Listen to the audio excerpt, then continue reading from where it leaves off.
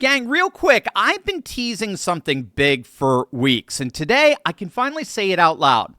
My new book is called Civcosm, and it's now available for pre-order. Every pre-order placed before July 16th gets 3 free months in the Courageous Patriot Club, a locked-in discount on my dedicated book lecture series and the Abolition of Man lecture series, all for absolutely free. Link is below. July 16th, that's the deadline for pre-orders. Don't miss it.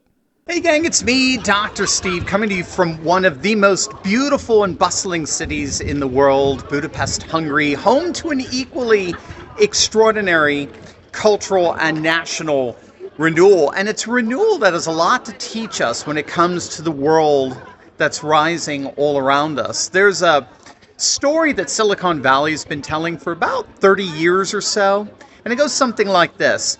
Technology is the new secular religion. The smartphone is the new altar. The algorithm is the new priest. The data center is the new cathedral.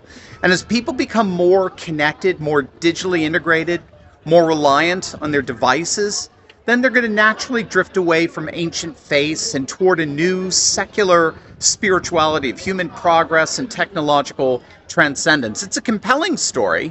It's told by intelligent people, and it would be very persuasive if it weren't for the fact that it's almost entirely wrong in every single way. Not because technology isn't powerful or pervasive. It's more prevalent in our society than ever. The problem is that Silicon Valley, that story, gets the relationship between technology and religion exactly backwards. Simply put, technology is not replacing religion. Quite the opposite. Around the world in the civilizations that matter most in the 21st century, technology is actually serving religion.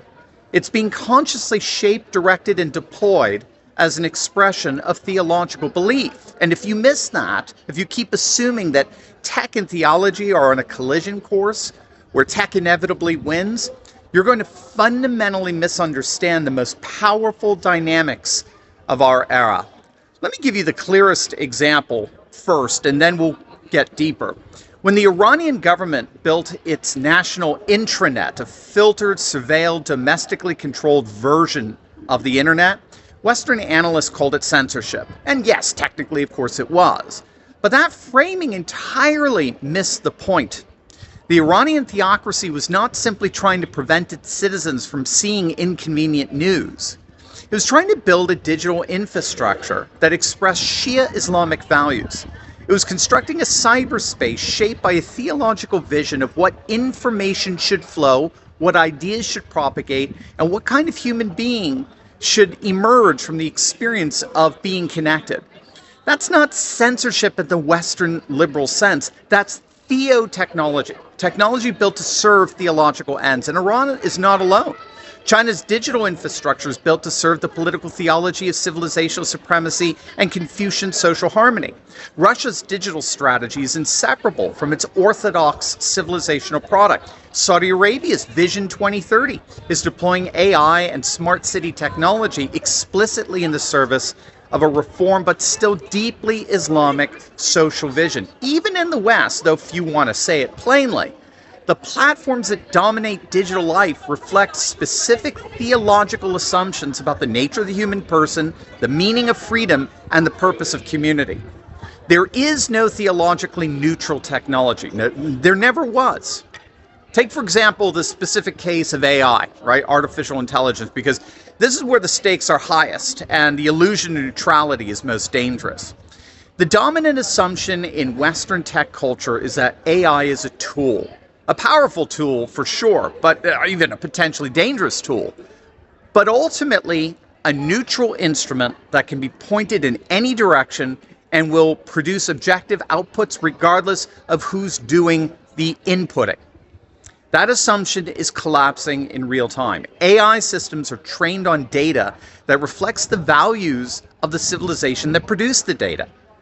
They're shaped by the choices of engineers who've been formed by specific cultural and theological traditions, even if those traditions are the secular liberalism that doesn't recognize itself as a theological tradition. The guardrails, the content policies, the safety filters, the alignment objectives, all of these are expressions of a moral vision. And that moral vision is not universal, it's civilizational. That's why the AI international competition is being called a new arms race. The civilization that dominates AI will dominate the world. Now, this means that the AI race is not merely a technological competition, it's a civilizational one. The question of which civilization's AI becomes dominant is the question of which civilization's theology, which set of assumptions about the good, the true, and the human gets encoded into the digital substrate of the future. That's theopolitics applied to technology, or what the civcosm paradigm calls technopolitics. In our world today, the ancient and the algorithmic are converging, not diverging. And the civilizations that understand this are the ones that will shape what comes next. Look at how the most dynamically religious civilizations on Earth are approaching technology. The Islamic world, the Hindu world, the Shinto world, and yes, the Christian world. They're not rejecting technology. They're not intimidated by it. They're not waiting for secular experts to tell them what it means. They're adopting it aggressively, they're adopting it intentionally, and directing it toward their own civilizational ends with a clarity of purpose that post-religious Western technocrats simply can't match. And when you have a theological vision of where history is going, when you believe that your civilization carries a divine mandate, you deploy technology differently than when you're simply trying to maximize shareholder value or win a quarterly earnings cycle. You are playing a longer game. You're building toward a different telos, and that purposefulness is an enormous competitive advantage in a world increasingly characterized by civilizational competition. That's the civcosm's second coordinate, technopolitics, the study of how technological development is increasingly shaped by the civilizational values of the people who built it, and how the competition for technological dominance in the 21st century is inseparable from the competition between sacred civilizational visions.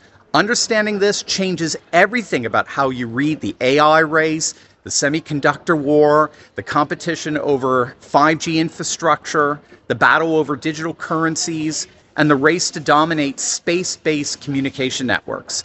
None of it is neutral, all of it is theological. Every bit of it is civilizational.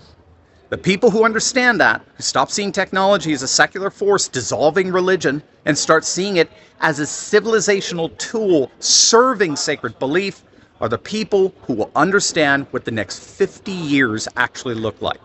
That's what civcosm is built to show you. The question is never whether technology will suppress religion. The question is always, which religion does technology ultimately serve? That is what civcosm answers.